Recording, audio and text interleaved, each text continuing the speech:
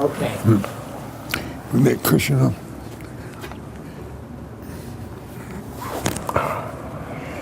Okay. You want this thing on the floor here? Yeah, that's fine.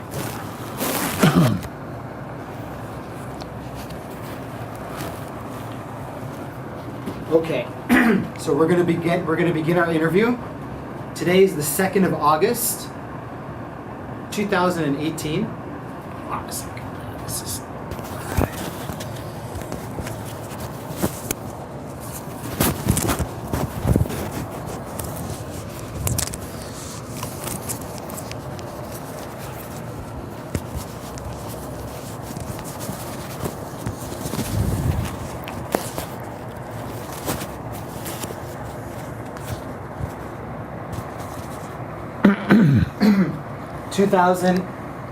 August 2nd, 2018. We are in Chicago, downtown Chicago, 120 Madison, West Madison, and we're at the office of Leonard Sherman, correct? Correct. Did I miss any of the details? No. Okay. Leonard, can you please explain to me, tell me, where you were born, when you were born, and what kind of house you grew up in? Well, to start from Bereshit, I was born in Philadelphia, but never lived there. My father and mother, my father had a job and came to Chicago. And my father started a real estate business in a basement, and we had nothing as young people. I grew up in a suburban west side of Chicago, a place kind of like a suburban area in Chicago called Austin. And I had a very ordinary grade school education. I was a member of I studied Hebrew in the Hebrew school. I attended Shabbat services every Shabbat. We were a conservative Jewish family, not Orthodox, not Reform, in the middle. And we observed all the holidays, didn't work. Nobody worked on any of our holidays. My father didn't, I didn't go to school. And I was a member I studied in the Hebrew school of all kinds of young organizations for young people. I was a Boy Scout, among other things. And I never arrived at the being an Eagle Scout, which is the ultimate thing for scouting, but I was never that. But I enjoyed scouting and went to summer camps with the Boy Scouts. And then as far as my involvement in what I affectionately call the business of the Jews, which is my lifetime commitment, because I treat it like a business. It's serious, very serious business, our own preservation. And I was taught this from a very early age by my mother and father. My father was involved in B'nai B'rith. My mother was involved in sisterhood in the synagogues. So we were a really typical Jewish family. I had a sister, and that was it. There were no other siblings, just a sister. Is she older or younger? She was a younger sister. Younger sister. And so then you're the eldest. I'm the eldest, yeah. And your parents, can you tell me their names? Yeah, my father's name was Benjamin, and my mother's name was Beatrice. And were they born in the United States? No, neither one of them were born. My mother was born in London, and my father came from Riga. From Riga? From Latvia. Uh-huh. And he came the first of 9 children in the typical classical American Jewish history of our immigration. My father came first. He was not the oldest. He was a middle son out of 6 sons. And my grandfather sent him first. And he worked to bring another brother, and they brought other brothers, and it's a classical story. Classic story. And then they brought their 3 sisters and their mother and father. And I'm very fortunate that I had parents that immigrated here. So you're first generation. I am first generation. You're first generation, and you grew up in Chicago. I grew up. Can you please tell me the date of your birth? Yeah, 12/2/1922. 12? December 2nd, 1922. 1900. I'm 95 years old. You're 95 years old today. Yep. God bless. Now, so you tell me that you grew up in a very traditional Modern conservative. Modern conservative family. Keep kosher in the house. Kept kosher. Kept kosher in the house. No, I never had trafe until I went to the Army. Is that true? Yeah. I never knew what it was like. And where do you go to school in Chicago? I went to a typical grade school, 8th grade, and I was, as I said, I was involved in Boy Scouts, and also a sub-organization of the B'nai B'rith in America, founded in Omaha, an organization called Aleph Tzedek Aleph, AZA, and it was a youth-oriented Jewish organization, and it was a club kind of like thing. I was a member there, and then I was a member of another Jewish youth organization called BBYO, B'nai B'rith Youth Organization. So I was very involved from a very early age, and. I'm just putting this here, actually. That'll be nice to have. I was very. I assume all this can be edited out. All this. We're not editing anything. No, Continue. eventually it will be edited out. Yeah. So, and I was, as I said, very much involved in all kinds of youth things and so on. And then I learned tzedakah at a very early age. That was the essence of our lives. You know, you got to do something to help your fellow Jews. That's taught that from probably before I could even figure anything out for myself. Are you interested in my first philanthropic experience? Well, I want to get to that, but I want to ask you about growing up in Chicago in the 20s and 30s. Did you ever have to deal with anti-Semitism? Were you exposed to that? All the time. I grew up in the west side of Chicago, as I said, where the community was surrounded by 3 of the major churches in the Diocese of Chicago. It's mostly Italian, some Polish kids in the area. And, you know, there was only one synagogue, and very few Jews were there, because Jews have a tendency to immigrate. So from the initial settlement of Jews in Chicago, they were on the southeast side of Chicago. And they started to immigrate away as neighborhoods changed, as they do everywhere where we live, and we move away. So my parents lived in that area originally, and then moved to the Austin area. And there were, you know, very few Jews in the area. Enough maybe at that time, a few hundred or a few thousand, I don't remember. What kind of anti-Semitism did you deal with? A dirty word, you know. Any fistfights? Oh yeah, in the grade school yard, of course. Yeah, there was always somebody that you were punching somebody in the nose, and I had the advantage of being this big at my bar mitzvah, so you know I was very lucky, and so I didn't have many problems. People left me alone, but I was always in the defense of somebody else who was being picked on. It was my nature. It's in the late 20s, early 30s, the Depression hits. Pardon me? In the late 20s, early 30s, the Depression hits in. Are you guys affected by it? I wanted a bicycle. My father couldn't buy me a bicycle. I had to go out and work, wash cars. I worked in an undertaking parlor. First naked lady I ever saw was dead.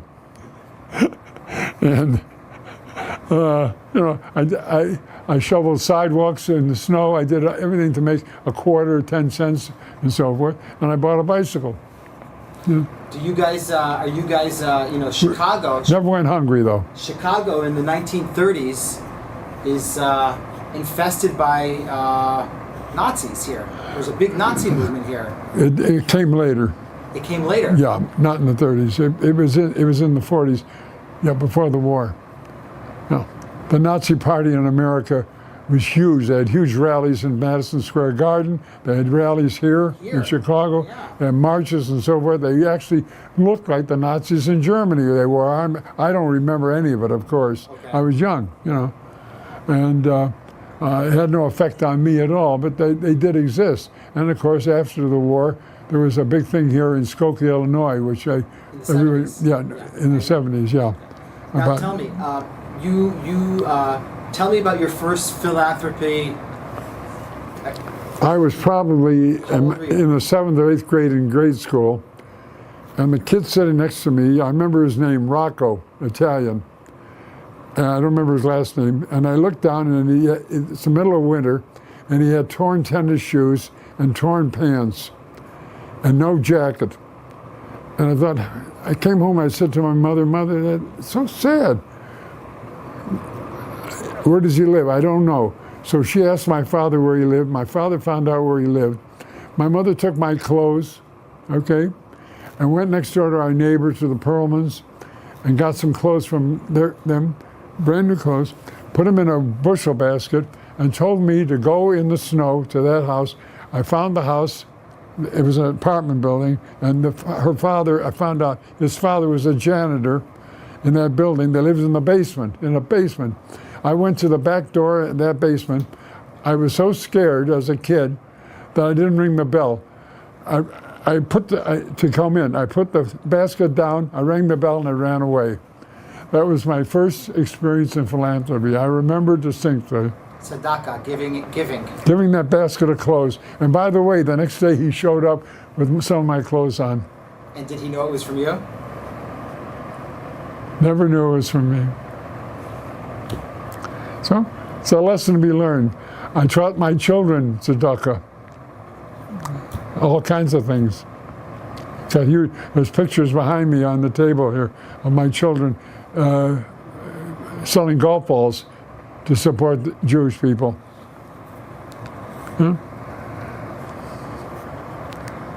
Where did you go to high school? I went to a school in Austin called Austin High School. And because of my size, I told you that I really grew very fast as a young kid. I played basketball, and I was very good at it, that I'll tell you. And I was on the team in high school, and we had a very good relationship. In those days, as long as you played basketball, you were a VIP on camp in the school, and they left you alone, and I left them alone. So I didn't, schooling was not very important to me. High school was just someplace to play basketball. And that it. And I often make jokes about it. After 4 years in high school, they didn't know what to do with me. So somebody asked me if I graduated. I said, no, they paroled me. You graduated early? No, I graduated 4 years. I probably last in my class. I don't know. I really didn't. I didn't learn a hell of a lot in high school. I was too busy playing basketball. And having a good time with my friends. Yeah. In those days, the educational system in Chicago was so poor, I'm sure, because I wasn't aware of it. As I said, I had a good relationship. I left the school alone, and they left me alone. And then, of course, I got lucky. I got a scholarship to the University of Illinois, not for education, for playing basketball. Really? Oh, yeah. In those days, don't be too excited. I'm sure, I don't remember exactly, I'm sure tuition down in Champaign, Illinois, that's where the university is, in the southern part of Illinois. I'm sure that the tuition was probably $300 or $400 a year. Today it's in the multi-thousands, of course. Education got very expensive here. What year did you finish high school? 1941 in June. And then I always had summer jobs working and so forth. I went down to Champaign in September to the University of Illinois. They were delighted to have me. I was on the freshman basketball team. Wow, huh? Big time. What position did you play? Center. I was tall, yeah. I was really very good. So you got a basketball scholarship to go to college? Yeah. Just again, remind me the college? University of Illinois. University of Illinois. They used to give, Josh, they gave scholarships for hockey. They had a hockey stadium there. They bring in French Canadians. They come to school there. They couldn't speak English. They could only speak French. The guy sitting next to me. Canadian French. Yeah. The guy sitting next to me in the dormitory couldn't speak English, but he was there to play hockey. That's what the educational systems were like in those days. We're talking about. So I was down there, and I didn't have a clue. And I say World War II saved me from flunking out of college. Well, that's exactly what I wanted to get to you about. You finish high school in June 1941, and in December, America enters the war. Well, where are you when you hear about Pearl Harbor? As I said, I attended classes. I picked out the easiest classes I could find because I didn't have much of a high school education. And I really know to this day there was no way that I could have ever graduated college, okay? So I was having a good time, playing basketball, having a lot of fun, went to classes, sometimes I didn't go to classes, whatever.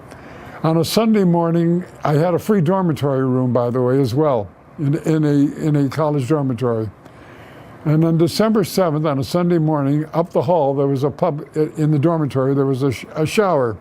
And I was in the shower, and a guy by the name of Rosenberg, who was my friend on the hall, came in and he yelled out to me, "Hey, Sherm," called me Sherm those days for Sherman. "Sherm, the Japanese just bombed Pearl Harbor." I said, "Huh?" I said, "Where's Pearl Harbor?" I never heard of it. I had never heard the name. I said, "Where is it?" He said, "It's in Hawaii." I said, "No kidding." I said, "Why?" I said, "Why did they bomb?" I don't know. I mean, I was young, I was naive, you know, and so forth. So I got out of the shower, we didn't have television, of course, got on the radio, found out what I was doing, tried to call my mother, find out what they knew, nothing. It was on Sunday, December 7th. I saw the president, I heard the president on radio announce that a day of infamy and so forth in the Congress. And I thought about it for a minute. I said, sounds like a good thing to do.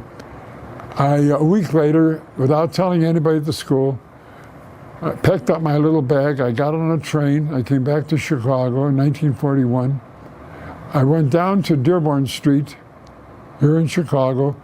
The building is still there. On the ground floor, there was a recruiting office. I walked in, and there was a sergeant sitting there. I said, "I want to enlist in the Army." I enlisted. They immediately put in a draft, but I didn't wait for the draft. And in 1941, I enlisted in the Army. And in January... 42? Just December 1941. And January of 1900 and January 6th, have to remember, a little foggy, it's a long time ago. It is a long time ago. January 6, 1942, I was in the Army. And it was interesting. I was discharged and came home on January 8th, 1946. So exactly 4 years. 4 years and 2 days. 2 days. Yeah, it was interesting. Where do you go to basic training? So you're in the Army, correct? January 6, 1942, I was in the Army. Sent to Fort Benning, Georgia, the infantry school, okay? And basic training was 90 days. And I had only one bad experience there. There was an old Army sergeant in charge that didn't like Jews. And he told me right away, we found I was the only Jew in that battalion. And he didn't like Jews. And in the last week of my basic training, I punched him in the mouth. And the next day I was packed up and I was on a train, I was on my way to San Francisco. What did he say to you? Huh? Why did you punch him? He called me dirty Jew. A lot, many times? Yeah, or yeah. No, so that it built up, yeah. It was a build-up. Yeah. And you know, I lost it. You punched him? Yeah. I learned discipline. I learned real good discipline. By the way, I was terribly undisciplined at that time. In basic training, I had all kinds of miserable jobs that were put on me, cleaning latrines and Sure. KP duty, because I didn't... But weren't you court-martialed? No. Why? No, they just... Anybody that they wanted, they needed replacements already in the Pacific. They needed manpower. We needed manpower. So the next day you're shipped to San Francisco? I sent to San Francisco. Alone or with your whole company? No, with two other guys that were also being disciplined from another battalion. I mean, that's how they operate. I was on a train, and they were shipped to San Francisco to Fort McDonald, which is out in the bay in San Francisco. And we were building there for a long time, and then we were put on a ship with other people, all kinds of people, all kinds of men from everywhere. I had no idea.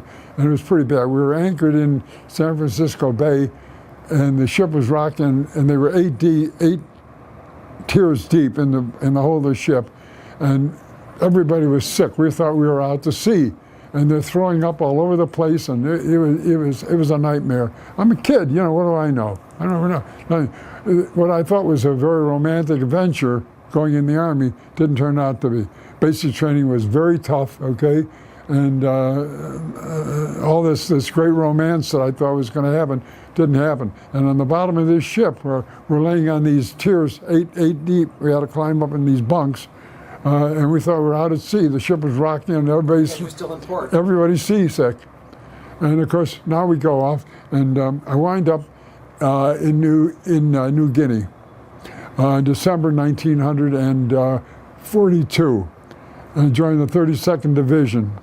We were a replacement. They were already losing men. They needed I was a replacement, and being trained as a mortar sergeant. I wasn't a sergeant then. I was in the mortar squad. And that was it. And you know, my son asked me, "What'd you do?" Well, I've never you'll find in Israel, I'm sure, the same everywhere. Historically, the cooks and the bakers and the supply people always like to tell war stories. Combat people don't. Am I right? You were in the Army. And the reason we don't tell combat, because they're not good stories. They're lousy stories. What do you want to tell about a guy next to me that had his head missing? Or do you want to talk about the only Jewish friend I ever had in the Army, Irving Reisman, who died from a kamikaze plane hitting a landing ship?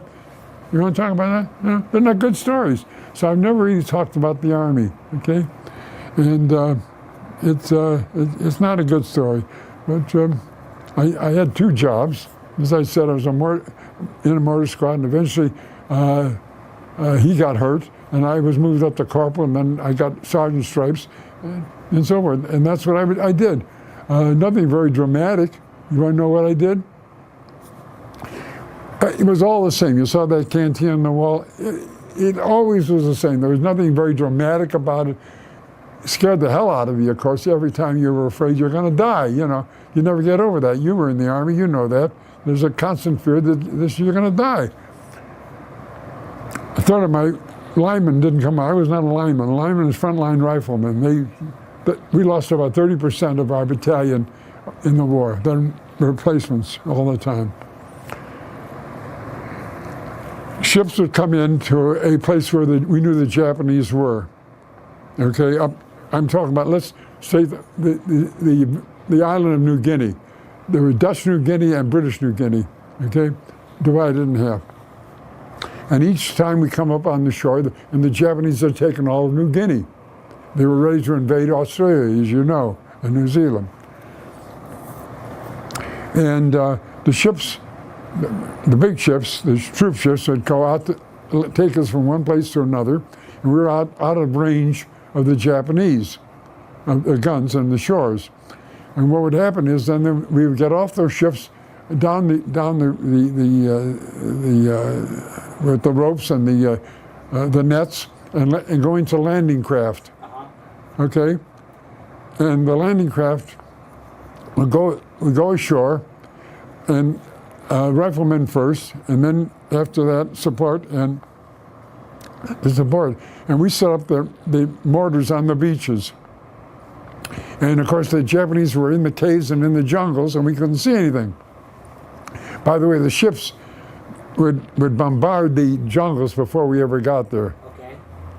Huge amounts. And then we would fire, all the mortars on the beaches would fire into the jungles wherever they were. We couldn't see anything. Yeah. And that was it. And the riflemen would proceed ahead of time afterwards. Was this the job that you had throughout the whole war? That's what I did. Nothing very dramatic. So you were like second line mortars. First riflemen, then mortars came ashore.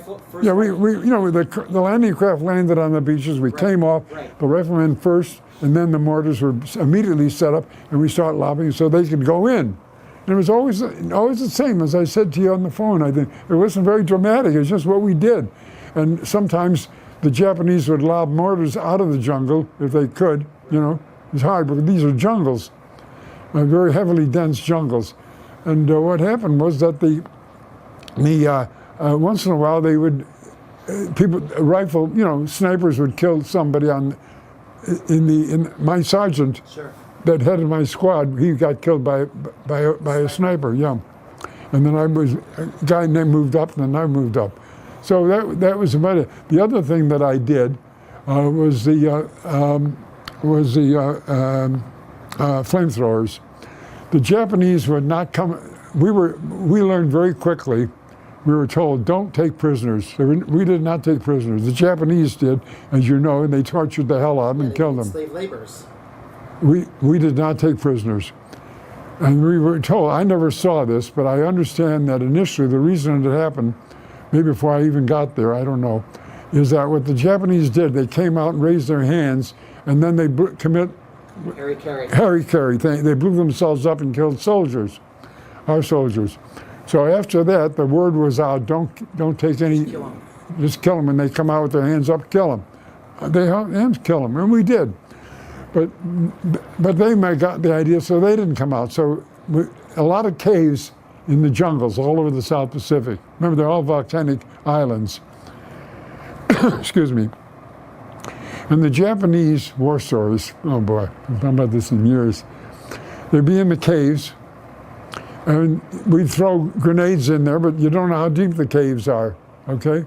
So we knew they were still there, but they wouldn't come out. So we started to burn them out. And I would have the flamethrower up, okay, with us.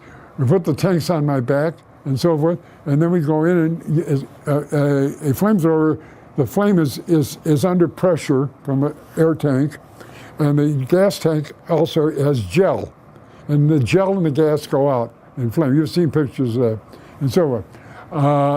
I got lucky in life. I came home with only two things. Okay, number one, I came home with chronic malaria. Everybody had malaria all the time. I mean, you can't believe it. The malaria is really bad, and you're sick all the time. And the other thing is, one day, I dropped the gel dropped on my legs and burned my legs. Here.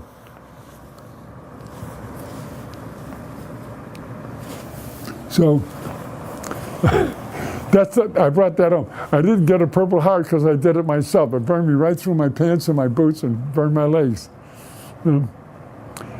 So that, but I say, you know. And where are you when the war is over? So we went from New Guinea, British New Guinea, Dutch New Guinea, all the places that are on the canteen, all the same. Driving the Japanese, killing the Japanese, moving up to the next beach, and then the next beach, and then the next beach. Now everything stops, and the next thing we're going to invade the Philippines. Okay. And that was a long way from New Guinea, okay? And we were trained for the beaches, you know, we were always in training or rest camp and so forth. And now we go on the ships to New Guinea, as I say, and the same thing. MacArthur came in at Legal, and we came in, the 32nd came in 3 days afterwards, okay? After his unit that headed MacArthur, and he went on the way to Manila. He didn't get there yet. And we went over the mountain there towards Manila, and we invaded. The Japanese had already been taken out by the second wave that came in. We were the third wave that came in. And we came into Manila, and my battalion liberated a place that is still there. I've been back there once with my wife to show it to her. There's a university in Manila called Santo Tomas, and it has a wall around it. It's a huge, huge complex. And in this, the Japanese took all the Occidentals, a lot of Jews that escaped, white Russians that escaped to Shanghai, because there was a huge Jewish community in Shanghai, and that escaped when the Japanese came to China and to Singapore. They came to the Philippines. They thought, well, that's American. It wasn't American, of course, Filipino. It was our territory. And the Japanese, when they took the Philippines, they imprisoned all the white people, or Occidentals, if you will, into the Santo Tomas University campus, which is all walled. Yeah, and I so know forth. about that. And we opened that thing. I found a Jewish woman and a daughter by the name of Eva Gurovich. That name I remember, and I adopted her. Before we got there, the Japanese took the men and the boys and killed them all. Okay? Her husband and her two sons were murdered by they murdered all it was the Japanese, you know. So there were just some old men left but all mostly women that were in the camp. My mother and father, my father, I wrote to him, and you had to have a sponsor. My father was a sponsor for Eva Gurovich and her daughter, who came. My father paid for them getting to Chicago, and they lived in my parents' house for about 6 or 8 months. They moved to San Francisco eventually. Where were they from in Europe? They were from China originally, from I don't know where in Eastern Europe, but they had escaped from Eastern Europe during the Revolution and settled in China. I think her kids were all born in China. Did you keep in touch with them while they were did you keep in touch with them throughout the years? I did over the years, and she opened a bookstore, and then eventually she died. You know, she was not a young woman. So anyway, and then after the Philippines, in Manila, by the way, some years ago I took a cruise ship with my wife and went out to the war cemetery, which is maintained by the U.S. Army. And as far as the eye can see, it's one of the few times I broke down and cried. Rolling hills of a few Magandavids and crosses. You can't see the end of it. There are 50,000 graves in there, in that cemetery. 50,000 graves. Anyway, as I said, 30% of the riflemen didn't come home. And did you see the TV yesterday? No. There were 50 caskets that came home from Korea yesterday and landed in Pearl Harbor. Yes. From the Korean War. Yeah. Also guys that didn't come home. Our children, unfortunately, it's ancient history. It's like the Shoah. It's ancient history today for children. I don't know. Well, that's why we're talking right now, so that this history can be preserved. Mm-hmm. Where are you when the war ends? Okay, it's not over yet. I understand, but Now the Philippines Japanese are out of the Philippines. The next invasion is an island, one of the Japanese islands called Okinawa, and there's a little island next to Okinawa. Remember, this is all part of the Japanese archipelago. And there's a little island next to Okinawa called Ieshima. Ieshima is famous not because we invaded it and took it and killed the Japanese out of there, the army, because there was a very famous newspaper man, very famous at the time, by the name Ernie Pyle. Sure. You know the name? Sure. And I never met him. The day we invaded, he was killed on the beach. Yeah. Yeah. And so he became famous, and we became famous because of Ernie Pyle. And of course, it was a tough battle, but not as tough as the guys on Okinawa. I wanna try and a little bit jump ahead, and I know that there's more to the war and everything, but I wanna jump to where you were when the war ended. I'm coming to okay. All right. I'll finish. Now we got Hiroshima in our hands, and now everything is settled. And this is, I believe, in the summer. No, it's about May or June of 1945. And we're sitting there and we're training on the beaches for the invasion of Japan. And in August, they dropped the big bomb. 2 big bombs, okay? Now the war is over in August of 1945, and I'm going to go home. Finally, I'm going home, okay? And we sat there on Hiroshima and waited because a lot of ships and a lot of guys, the war's over, going home. And finally, we leave in December by ship. There are no planes. And we get to Seattle, Washington, build it at Fort Lewis. And from Fort Lewis, a couple of days at Christmas, 1945. And I'm on a train back to a camp outside of Chicago called Camp Grant. I'm discharged at Camp Grant. I won't take you through the details. And at Union Station, I'm greeted at Union Station here in Chicago. I come off there with my sack over my head, my back, and my mother, my father, my bubby, my aunt, my sister are all waiting at the end there. And the only person that ever thanked me was my mother. She said, "Thank God you're home." You haven't seen your parent, you haven't seen your family 4 years. 4 years. But you were always writing letters and getting... Yeah, but the letters came, you know, I mean, nothing, there was no airplanes, everything came by ship, and we got letters. Sometimes the letters never caught up with us. My mother says, "You didn't get my letter?" Of course not. The distances are so great. You know, it's hard to imagine today with the kind of communications we have and the speed of our internet and our airplanes. You know. Now I'm home. I want to ask you about one thing. While you're in the Army, the 4 years that you're in the Army, are there any moments that you are hearing rumors about what's happening in Europe with the Jews? That's a great question.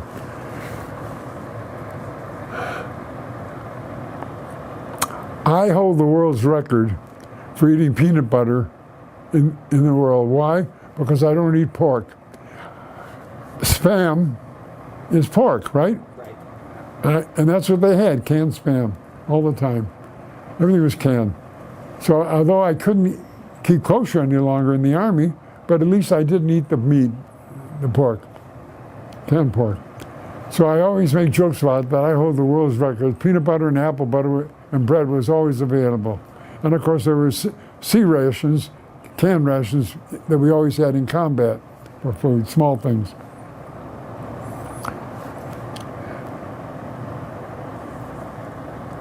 In the Army, what was your question again? My question was do you, while you're in the Army, the 4 years in the Army, you're out in the Pacific. Oh, but about the Holocaust. Sure, yeah, Sure. I'm sorry. I apologize. Okay. No problem. Got to be real good editors here. Excuse me.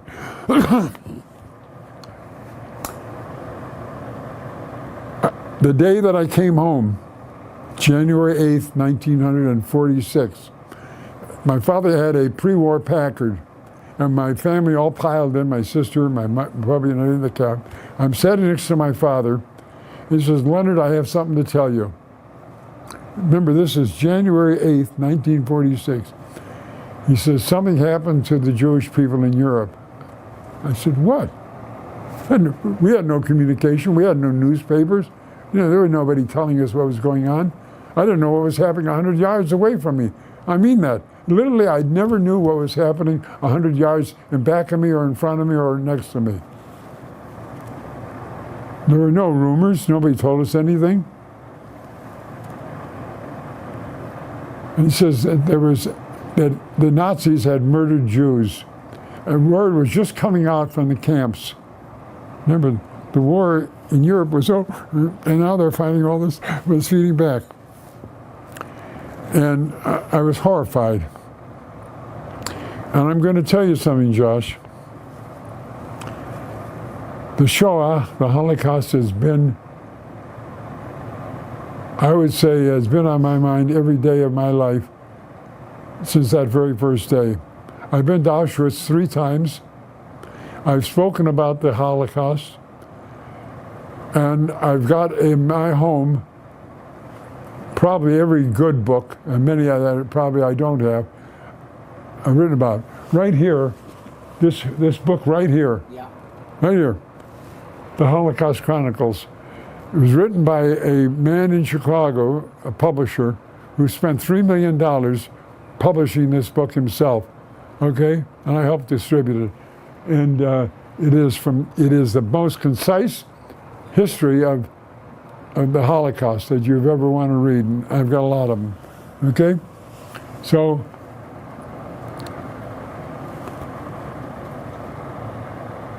and to give you some sense of it, right here, well, let's okay. I want to show you something. I have been trying for a decade here in Chicago to build a Holocaust memorial in downtown Chicago. Chicago is the only city in the United States, shame on us, the only major city in the United States that does not have a Holocaust memorial. In Palm Springs, California, there is a beautiful, if you can say beautiful, a beautiful memorial. Should I stop? No, continue. I like this here. Okay, this whole portfolio. I have been trying very hard to get our mayor here to give me a piece of land in downtown Chicago in order to build this thing. I have not been successful to date. Yeah.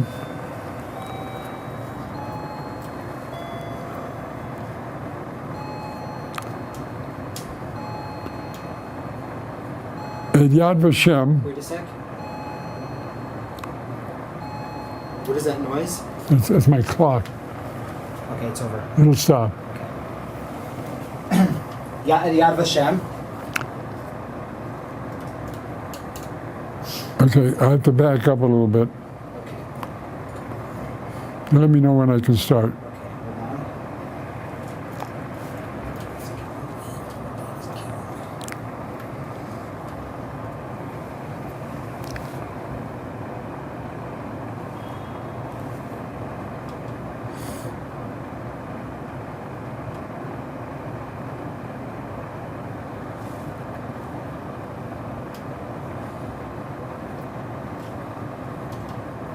Okay, hold on.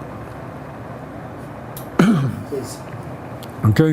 Yeah, so On the 25th anniversary, I was very much involved in America here in the UJA.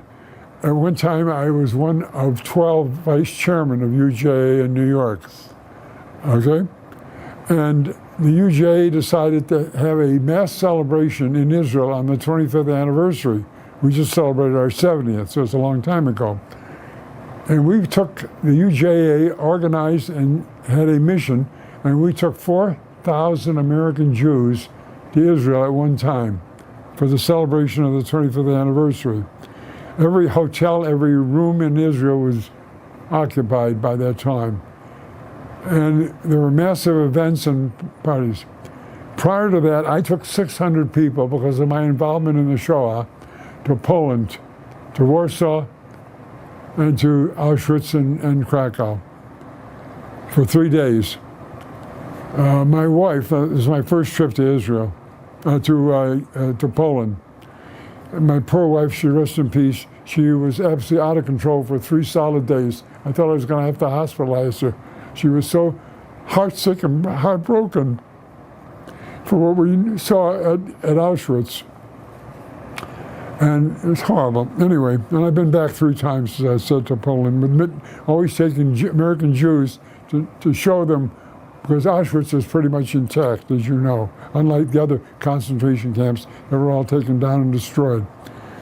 And then we went on to Israel with that, and we had, because of my involvement with the UJA as a vice chairman, and also my interest in the concern of the Shoah, the national chairman of UJA said to me, Leonard, we're going to have a mass celebration at Yad Vashem on the plaza there where the tent is, you know where the tent. And we're going to have 4,000 Jews there with a candlelight ceremony. And we want to blow shofars and so on, which they all did. And what we want to do is we want to have somebody talk about the Shoah. And you had just come there with 600 people. Part of that mission, you took 600 people in the United States, okay, there, before we came to Israel. And we'd like you to say something. I sat up all night and I wrote one thing that I delivered there. What I delivered has been reprinted in almost every major newspaper, Jewish newspaper in America, and in everything from the Atlanta Journal to the Chicago Tribune to the San Francisco Chronicle. I have a copy, I'll give it to you later, Josh. It's my testament to my life. But it's that one page. I wrote it in one night and delivered it. It has been re-delivered over and over, hundreds of times at Yad Vashem by missions, American missions that have gone there, okay, on the tent. So I'm very proud of that. That's the only thing that I can really say I like to write, and that's one thing that I did. I did this, but I wrote it on the 25th anniversary. It's a long time ago. Okay, so that's it. Now I come home from the war. Let's go back to the war. And I'm not a person that you want to have breakfast or dinner or any other time with me. I'm very, very mean. I'm very tough. I'm very profane. I'm very uneducated. I have no education. Remember this, high school, not much of an education. No education in college. Drinking a lot, heavy drinking from the Army, okay? Very disagreeable. Can't get along with my family at all. And I decided I can't be here anymore. I miss my buddy, a couple of my buddies from the Army, and they're in the Los Angeles area. I'm going there. And I pack up and stick my thumb out and I go to LA. Hitchhike? Huh? Hitchhike? I hitchhiked, yeah. 1946. And I get out there. I had a little money, but not a lot. I check into the YMCA on Hudson Street. The only thing I knew is cheap. A couple of my buddies told me about this, and I got to get a job. So one of my buddies says, you're not a pound floorboard. I said, what's floorboard? He says, nails. He says, they're hiring people out in Pasadena. They're building houses. Go buy a hammer. I went and bought a hammer. I go out there with him. And the guy says, you a carpenter? I said, yes, sir. I got him. He says, go to work. On my hands and knees, for 6 months, I pounded floorboard. That's what I did. I got some money, and I had a hell of a good time. Okay, I had a hell of a good time. I'm young. I'm having a good time with my buddies, and so forth. And that's it. One of my buddies, a friend of mine that I knew from way back, from Peoria, Illinois, who was Jewish, Sherman Klein, had my last name first. He said, you want a free lunch? I said, I'll go, a free dinner? I said, yeah. You go to the Hollywood Athletic Club, and they're having an affair there. They're looking for former Jewish servicemen. I said, hell, for free food, I'll go anywhere. So I went there with him, and there's about 200 guys there, all young guys, all former Jewish army men, every former branch. And they got a lot of fiery speakers, and they're talking about there's going to be a Jewish state in Palestine. No kidding, really? Huh. That's interesting. It's over, and they're looking for recruitment for people that had certain skills. They're recruiting for Haganah, okay? And they want people that have skills. Well, the only skill that I had was a mortar sergeant. I didn't know anything else, you know? I'm sure I don't know anything else today either. And anyway, went to 2 or 3 of those meetings, and then picked me out, and they interviewed me. There was a group of men that took me aside in a room and interviewed me. I had several interviews, and they said, do you have any family? I said, no, I have no family, nobody cares. And I said, you want to go to Palestine? I said, yeah, I want to go to Palestine. Yeah. So now they gave me money. Oh, by the way, only 7 of us went. That I remember. Out of how many? There might have been more than 200 people in that came for those meetings. There was a very, very fiery, this I remember, a fiery Hollywood screenwriter by the name of Ben Hecht, a very famous writer. Hecht, yeah. Ben Hecht. He was the newspaper man originally. He was affiliated with the Etzel. With Begin. Yeah, it's here in Jerusalem. That would be the.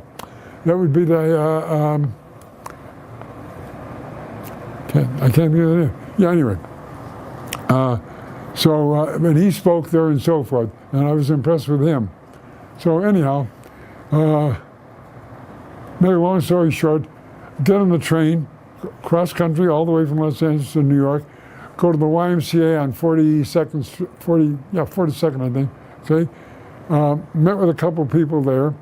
I had a couple of highlights in my life. Remember, I come from a Zionist background. Correct. I heard, I'm sitting there waiting. I had to get a passport. I got a passport. Okay?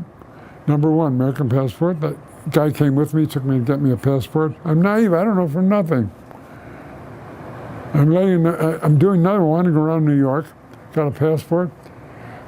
Then the next thing I know, I went to a place down at the harbor. I got papers that may be an able-bodied seaman. That's a fancy name for a janitor. Okay? It's a janitor on a ship, an able-bodied seaman. Then I saw in the paper that out in Lake Success, New York, that there was a meeting of the United Nations on the partition of Palestine. I said, hi, that sounds interesting. How do I get out there? I took a train to Lake Success, old airplane factory, and they had stands like in a football stadium. They had temporary stands put up. I got there, they had earphones, and I'm listening to the debate. And I saw down there, I asked me, where are the Jewish people? He said, right there. And I saw a man that I knew immediately by his picture, looked like you, had a beard, very distinguished, Chaim Weizmann. Wow.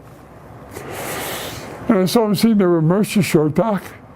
Well, I didn't know at the time who these people were, but I found out later who I was looking at.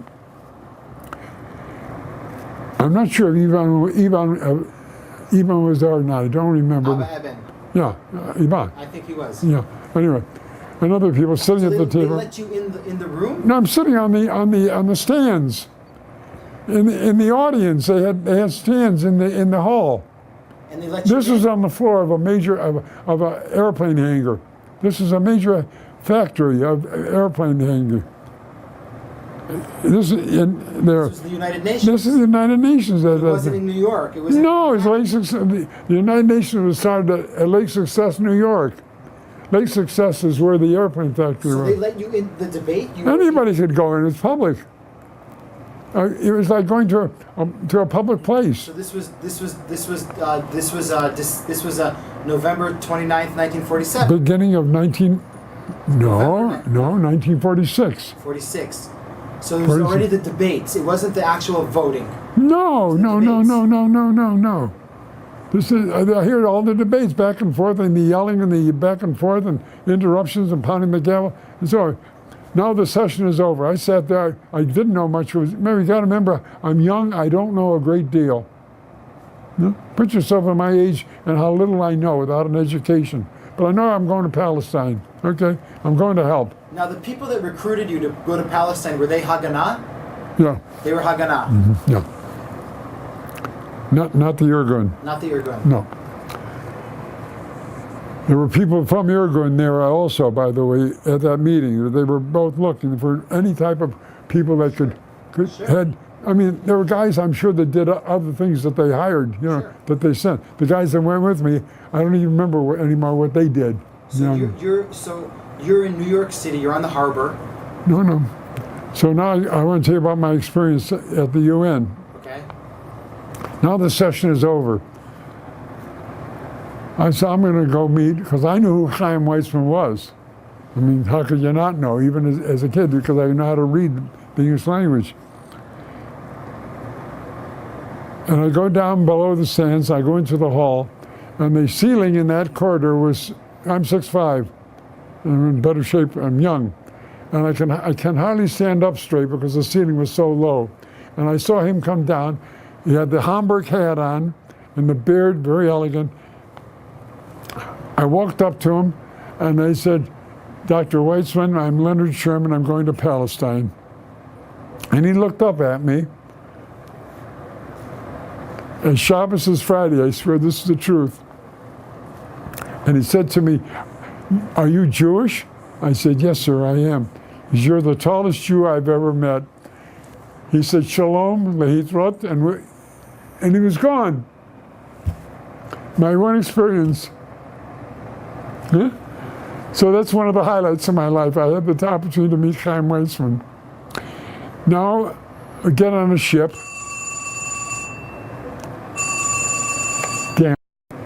You get on the ship. Huh? What's the name of the ship? Do you remember? American export ship. American export line. So you're a janitor. No. Now I get on the ship, and they give me a job. I got a berth, and the food was good, by the way, on the ship. It's a passenger ship. It's a passenger. No, it's a freighter. It's a freighter. No, it's a freight ship. You guys have anything in your cargo? Yeah, there was stuff going to, they were going, so I don't know, there's a regular cargo ship. And I had a job pounding the deck with a ball beam hammer, getting the paint off the deck. That's what I did. Do your parents know where you are, where you're going? I told my mother and father, yeah. So, February 1947, the ship pulls into Haifa. Wait a minute. Directly from New York Yeah, to Palestine? we went there, yeah. Direct? Yeah. No stops? No stop. It was going elsewhere afterwards, but the first stop was Palestine. And the flag that the ship is carrying is an American flag, is that correct? No, it didn't. It was, Panama? it may have been. It was not an American flag, but it's an American ship, American export line. Okay. The name of the ship still exists. You can get them Do you online. remember the name of the ship? No. Okay. But you arrive in Palestine. 1947. Do you know what month? 1947. Do you remember what? February. February No, I 1947. told you. Yeah, I'm sorry. February 1947. Yeah, You arrive in Haifa. In Haifa. What's your first? Two guys. Huh? What's your impression? I'm in a port. Looks like another port. Okay, and I get off the ship. Remember, I got an American passport ship, and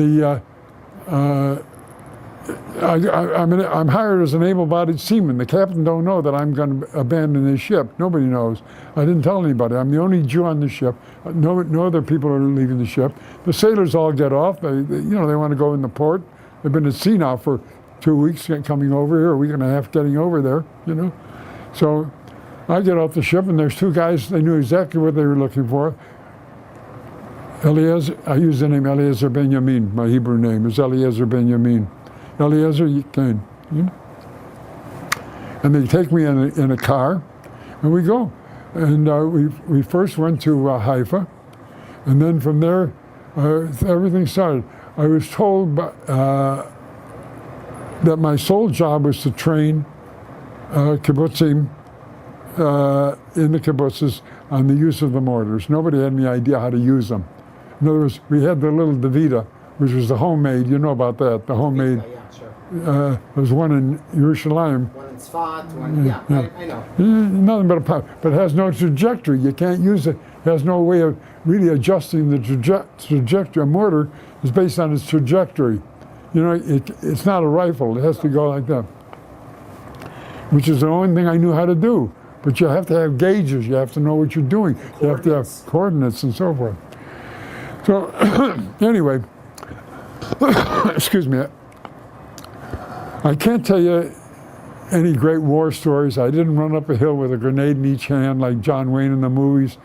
No, it was very simple. I went from kibbutz to kibbutz. I went all the way to Mayan Baruch, to Degania A. Yeah, Degania A. I went all over the country. Remember, this is a British prison camp. Palestine in 1947 was a prison. Was for all purposes was a. But I forgot to tell you. They gave me a portable typewriter in New York. I couldn't type. They gave me a little portable typewriter, and my passport. I have it at home. My passport says writer, or occupation writer. Typewriter was part of the cover story. You know how? You know why? I told you before. I like to write. I still write. I wrote that thing about Yad Vashem, about the Holocaust. So I told them, anything you like to do? I said, yeah, I'm a writer. I like to write. So they gave me a typewriter, and on my passport it says writer. So now I go around, and British stop me, of course, many, many times. So, passport, here's my passport. You're a writer. I'm always carried my typewriter with me. It's part of your cover story. Yeah. So, and I went around the kibbutzes, and they're all the same. The guns, the rifles, and the mortars they did have were all underground. You go into a house and pull up the floorboards underneath with the guns. Remember, were you on your own most of the time? Huh? Were you on your own most of the time? Most of the time I was on my own. You were on your own. Yeah, I told to go. I took the buses everywhere. Sure. You were a writer. You didn't wear a uniform. You didn't wear anything. You wore civilian clothes. I've got an American passport. But you had your route. You knew where to go. No. Somebody was telling you where to go. Okay. Eventually, I wind up. Dozens of these kibbutzes. That's what I did. Nothing dramatic. I just taught them how to use the mortar. Right. I said, take the divider and angle it. I have an idea where you're at and try to angle it, but don't touch the barrel because the barrel gets hot. You burn your hands. So anyway, we were very short of shells, very short of shells. Shells were coming in from Alexandria, okay?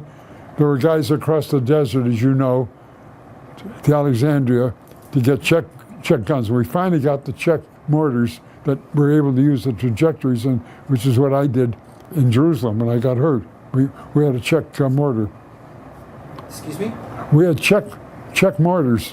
There was a moment in the war where a lot of ammunition from Czechoslovakia. That's what we got. Yeah, I'm saying, but it came through Alexandria, through Egypt. Through Egypt, okay. At the canal. Okay.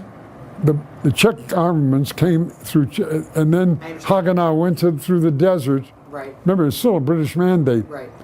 All the way through 1948. May 1948. Yeah, to May of 48. So basically, I just want to ask you something. Basically, when the partition finally happens in the United Nations, you're already in Palestine. Oh, I'll come to that. Okay, so basically that's what I did. I got to Jerusalem. Again, I'm in the YMCA. I'm right across the street. I got a room on the second floor at the YMCA across the street from the King David Hotel. Okay, whoopee. And that was all wired in because the British had used the King David Hotel, even after it got blown up, as a officer's billet. And I was told to kind of observe to see what was going on. Frankly, I didn't have much to report. You know, British would come and British would go and so forth. Okay, now let's move fast forward. Somebody asked me recently in California when I was out there, I was having lunch with a bunch of people, what was the greatest event in your life? It was luncheon conversation. And invariably, most people responded the birth of their children, their marriage, you know, the thing. Now came my time. And I don't want anybody to think I don't love my children. I didn't love my wife, but that was not the greatest event of my life. November the 29th, 1947 was the greatest event in my entire life. And that was the day that the UN voted on the partition of Palestine. There's a book called The Prime Ministers, written by a speechwriter who died last year, a good friend of mine, Yehuda Avner. He was a lovely man. I have a wonderful photograph of you. He's short and I was tall next to him. And I'm in that book. Okay? Not exactly. There's a picture on page 54 of the night of November 29, 1947. November 29, 1947. And there's 5,000 of us, I don't know, I never counted them. We're shoulder to shoulder standing in the courtyard of the Sachnut in Yerushalayim. The picture there, and I say, I'm there. I can't see myself, you know, but I know I'm there. And we stood there all night, waiting.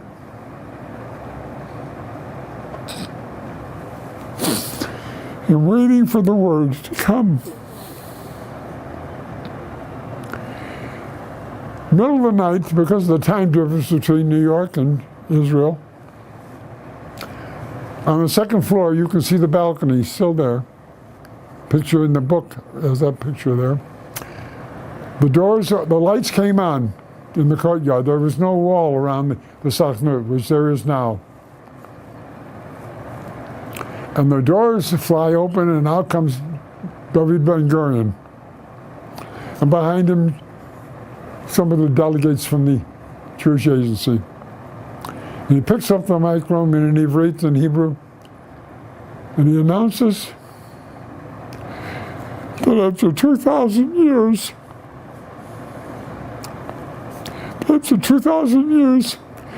we have our Jewish, that we have our Jewish home again. This was the, I'm sorry. Getting old. This was the greatest event in my life. This was the greatest event in my life. You know, at the end of every Pesach Seder, my Zaydi used to say, L'shana haba Yerushalayim, next year in Jerusalem. We don't say that anymore. You know why? Because we're there. We don't have to say that next year in Jerusalem. We're already there. I'm sorry. It's okay. Don't be sorry. So anyway, that was the greatest event of my life. I told this to my wife, and to my children rather. My wife had already passed away. When I told her this story, my children, they said, more than your marriage to your mom? I said, yeah, more than my marriage to my mom, your mom. We waited 2,000 years for that night.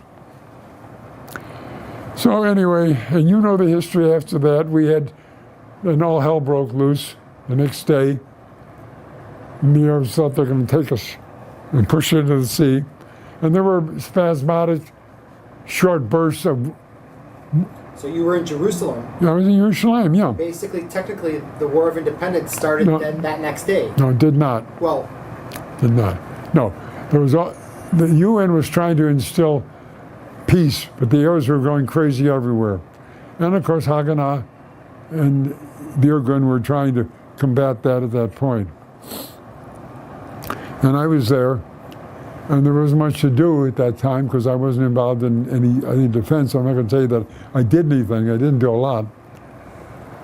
Mostly getting the armaments together. I remember unloading trucks of armaments that came across the desert. Yeah, oh yeah. Jerusalem. Yeah, we were getting guns already, and armaments and mortar shells. From the Czechoslovakia. From Czechoslovakia, yeah, that they brought across the desert. Right. Yeah, remarkable how they did that. Remember, the British were still there. The only difference is the British weren't in the Negev. Yeah. So they were able to bring that stuff from across the canal, right across the canal, and bring that stuff by truck to Israel. So anyway, now move fast forward, and it's now the Jordanians had taken the old city. So after the kibbutzes that you're around, you're basically in Jerusalem. I was based in Jerusalem, putting together. And you were staying at the YMCA the whole time? At that time, yeah. Yeah. And there was they put together my squad. I was a member of the Etzion Yerushalayim Brigade. Etzion Yerushalayim Brigade. I have a picture of a plaque on the wall. I'll show it to you. After. Yeah, of course. It's at Ammunition Hill. There's some plaques there on the wall with my name on it. I'll show it to you. Leonard Sherman, Etzion Yerushalayim Brigade. Nice to have your name on a wall. Anyway, and nothing very dramatic, just training how to bring the mortar shells up. We had a couple of very young kids, teenagers, that were shell carriers. They, you know, how to bring the shells up from the cases and so forth, and so on. And now in Tel Aviv on Friday the 14th of May, 1948. Ben Gurion declares a state. Friday is Shabbat. I'll tell you something about what happened and then. And on Shabbat, the 15th day of May, the British, in 100%, they leave the country all in one day. Okay, that I knew of. And all hell breaks out on Sunday. And we're invaded by 5 countries on May the 16th, on Sunday. Okay? The Jordanians had already taken the old city. And they're behind the walls in the old city. They're lobbing into the new city, as you are well aware of, mortars. But they're protected behind the walls, and we have no protection. With my squad, 8 people, okay? 3 guys, and then the ammo carrier, kids. Where the David Citadel Hotel is, very close to where you live. Down that street, towards the old city, toward David's Gate. Jaffa Gate. Jaffa Gate. I'm sorry. There were a lot of small shops, tin makers, roof makers, Garages. Garages, yeah, all the workshops down that street. It's called Mamila. The neighborhood is called Mamila. Yeah. It was, yeah. I know exactly what you're talking about. And laying on that street right there, about 100 yards down, maybe 200 yards down that street, because it went down towards the Valley of Gethsemane, okay? Before you come to the old city, you know? And laying on that street, I had my mortar set up, okay? And I was squatted, the ambulance carriers were carrying the mortar shells, and the Jordanians were lobbing mortars into, I'm talking about the 28th day of June, 1948. Yeah, okay, yeah. And the Jordanians are lobbing mortar shells into the old city, and we're lobbing our shells into the old city, but we can't see anything. To this day, we don't know if our shells made it into the old city or not. We don't know, you know, because they couldn't see us, and we couldn't see them. So, you know, but unfortunately, they did a lot of damage, as you know, being a Jerusalemite. They did a lot of damage in the city. Did we do a lot of damage in the old city? I don't think we did. Okay, but did we kill any Jordanians? I don't think we did. I don't know. You know, I have no way of ever knowing. So, basically, nothing very dramatic. A shell came. We knew the shells were coming in around us, and we had no helmets, and I laid on the street, down. We always laid down flat, and we saw one coming. You could hear him coming all around us, and nothing very dramatic. Maybe, I don't know, maybe 50 meters, 100 meters away, a shell went off down the street, and it hit me here. You want to see it? Yeah. Actually, you show me after, okay? Yeah. Show me. I'm all cut up here. All right, you want to see? I'll take off my shirt.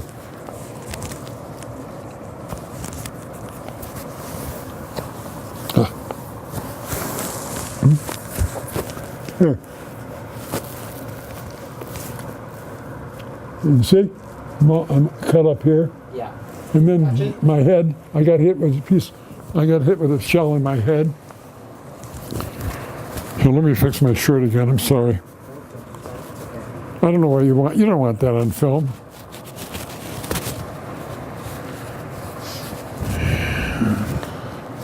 Did I screw your microphone up here? It's fine.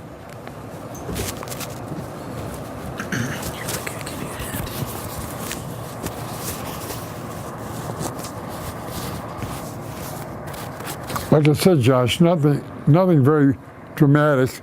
You're laying on the street with your head down like this. Shrapnel in your shoulder. I got hit here.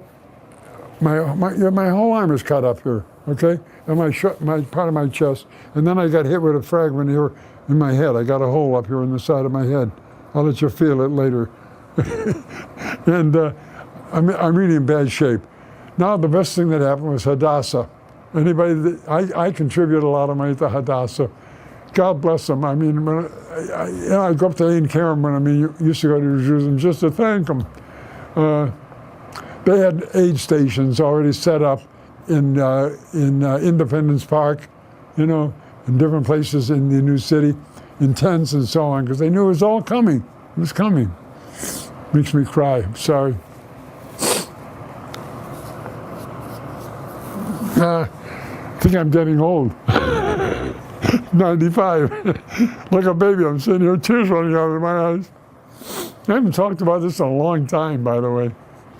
It's kind of nice. I haven't thought about it in a long time. Anyway, and they were terrific. Those nurses at Hadassah and the doctors, they took Took you to Har Tzofim. They took the shrapnel out of my arm. I still think I still have little pieces in there, because when I feel it, it feels. I remember once going through security with a wand, and the guy says, "What do you got in your arm?" I says, "Nothing." He said, "I think it's gunmetal," and I told him what it was. So the guy laughed. But anyway, I was really sick. I didn't realize I had a concussion of the brain from the little fragment that hit me here. So they shaved my head and they treated me up, and I was all bandaged up. And they took me and put me away someplace, and that was the end of my career in the war. And then there was intermediate, if you look at your history, I can't give you the exact date, but there were dates in the first week in July, if I remember, June 28th that I got hit. What was the day you got hit? I think it was June 28th, 27th or 28th. Okay. I'm not sure. Memory is getting fading. And there were, the UN had forced armistice, short term. Then they would break out a week later. Sure. Then they would fight again. Then it was a week out. Yep. In that period, I was able to they got me down to Haifa. And I'd give anything if I could ever find the name of that captain of that ship. There was an American export ship in Haifa. And the captain, he wasn't Jewish, he took me on the ship. He knew what happened and so forth. And he gave me a bunk, he took me back. We stopped along the way in the Mediterranean remember, I was bandaged up and they gave me pills, pain pills and so forth, but that's all. And they got me down there. I got on the ship, I wanted to go home. You know, I'm sick. And my head hurts, I'm bandaged up and so forth. So we stopped at several places in North Africa. I remember where the French Foreign Legion was. I didn't get off the ship, but I remember seeing these, you know, like with that hat they wear. Yeah, that's the headquarters of the French Foreign Legion. I think it's called Cité de l'Abbas, if I'm not mistaken. And then from there, we went to Portugal, and on the coast of Portugal, I saw my first lobster that I ever saw in my life. They stopped by, pick up cork. I remember that. They were bringing cork on the ship. Sure. There was no dock, but boats came out. And they're hauling cork up. And then they're hauling up, I see the sailors bringing up stuff, these ugly looking things, these horrible looking things. What is that? They're called lobster. I said, what's a lobster? He says, delicious. So I go to their mess hall that night, the ship leaves, and on the table in this mess hall they had on the ship, it's a freighter, there's these big things. The guys got hammers, and they're taking them and they're hitting these dead creatures with hammers, and they're taking the meat out of them, and they're putting them in a bucket of butter, and you got to try one, kid. I said, no, I can't do it. Absolutely delicious. Anyway. Leonard, I want to ask you a question. When you look back at your, not philanthropist and raising money for the state of Israel that you did your whole career, but when you look back at these 46, 47, 48, that you were contributing your knowledge and your passion and your heart towards the establishment of the state of Israel, when you look back at it now, when we're sitting here, how big of a part did it play in your life? It is my life. It is my life. I will tell you that, let me give you an idea. I've been lucky in life that I was able to make a decent living, better than a decent living. I've been very lucky without an education, excuse me. But they're going to do a lot of editing on this thing. And with that good fortune, I've been able to share it. I set up, and this is, I'm answering your question in an indirect way. Not a problem. On this desk you see Leonard Sherman, Jewish Revenue Service, okay? You also know that I had this passion. I set up a foundation years ago to serve one purpose, to take all the money that I've made in this world for the preservation of the Jewish people. The statement, the mission statement, the Leonard and Diane Sherman Foundation has a mission statement. The mission statement is very clear: for the present and future preservation of the Jewish people. I'll repeat that. The Sherman Foundation has only one purpose: for the present and future preservation of the Jewish people. All the money that it makes, all the money that it has, is for that sole purpose. It can't be done for anything else. Every year it contributes major money. I can tell you how much. Major money for everything that you can have, from federations to the Technion, to Birthright Israel, to all negative, on and on and on. You don't want to know it all. I mean, it takes too long here. And I don't want to be sitting here bragging. I'm thank God I'm here, able to do it. What motivates my life to this very moment at my age is the preservation of our people. It worries me a lot. Israel is the salvation of our people, not in America. Sadly, I must tell you that we're a diminishing population in America. We're losing Jews left and right here through our intermarriage, and it's not through Aliyah. I wish it were, but it's not, and so forth. So, anyway, what else can I tell you? Huh? Any other thing? I came home. I met my wife at a bris. I was being treated by doctors. My mother invited me to her girlfriend's first bris. I saw this gorgeous young girl sitting there, 20 years old. I fell in love, never before, got married.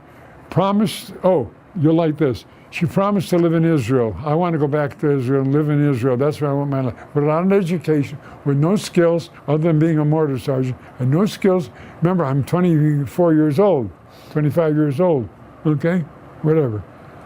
And she says, fine. Sounds very dramatic to her. She just graduated college. Fine. Now I have no money. I have to go to work. 1953. First Jewish Federation here has a young people's division mission, okay? By prop plane, we go to Israel. No, the roads are horrible, as you can imagine. Food is terrible, 1953. We're riding around on egged buses that are from the year 1901 or something, God knows what. Wooden benches. We took pillows off the hotel rooms to sit on. After 3 days in Israel, bouncing around on the bus, my wife says, we're not going to live in Israel. No children, she broke her word to me. I had no choice. I'm not getting divorced. I came home after that first mission, and I said, I have to go to work. I'm not going to take you through that, but I worked. I worked very hard, all kinds of things, basically an entrepreneur, and so on. Over at the Jewish Federation building, on the 6th floor, we have a whole building here on Franklin Street. You might want to go over there and do this, film it. There are 6 frames that look like that size, about the size of a front page of a newspaper opened up.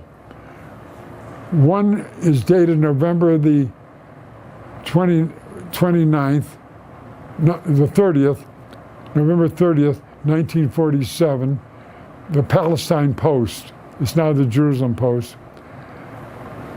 State of Israel on the cover. I bought that paper the next day. Remember that night on the 29th, and then the next day morning, the Post was published. And I went and bought the paper. I saved that paper. I also bought Haaretz in Hebrew, and I have that. On May the 15th, because Shabbat was the 14th and the 15th of May, the Post wasn't published. To this day, they're not published, okay? Shabbat. But on Sunday, in Jerusalem, okay, the Post and Haaretz were published. I bought them too. And they're also framed. At the Federation. Hold on. I had them framed later. I saved them all. I brought them home with me, folded. And a friend of mine in Chicago had a copy of the New York Times for May the 15th. State of Israel in headlines. So those 5 newspapers are framed the exact same way, and they're on the wall at the Jewish Federation in Chicago. I had them made, and they were in my office here. And I said, I'm going to leave them when I die. Some years ago, I gave them they're there now. And a little plaque on it, each one that says a gift from Leonard Sherman. Leonard, think we're done. Oh, great. And I think I want to thank you. תודה רבה. תודה לך. I want to thank you for giving me your time. Well, I'm flattered that you want somebody like me in your archives. I'm very flattered. I really am. And I want to thank you for seeing me. It's very, very, very pleasant. Yeah, I got a lot yet to do. You know, that's the trouble is I got so much to do here. I'm trying to get this done here in Chicago. Build a monument in Chicago. Yeah. It's a shanda that we're the only city in America that doesn't have anything here. And people are forgetting, you know, our young Jewish people today, the Shoah is like the Inquisition. Do you think about the Inquisition? I don't. I know it's ancient history. Sure. I know the Babylonian exile is ancient history. Sure. And that's how our children think about the Shoah. And they're losing it. They're losing it. And if we don't have a memorial, okay, there's a magnificent memorial. I mean, it's not nice to say magnificent, but the one I have photographed here is in Palm Desert, California. I have been around the country. I've been trying to do this for a decade now, for over 10 years. I've committed $1 million to that project. It's a $5 million project. I've got somebody else that is going to give me. I can't get the city of Chicago to give me the land. Why? I want to put it in our. Did you see the Millennium Park downtown? Yeah.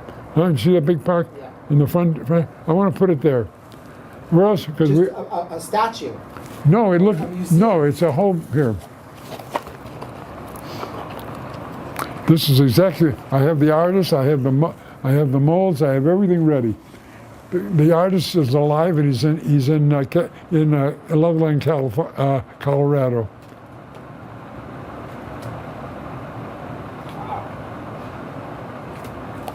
I want to duplicate.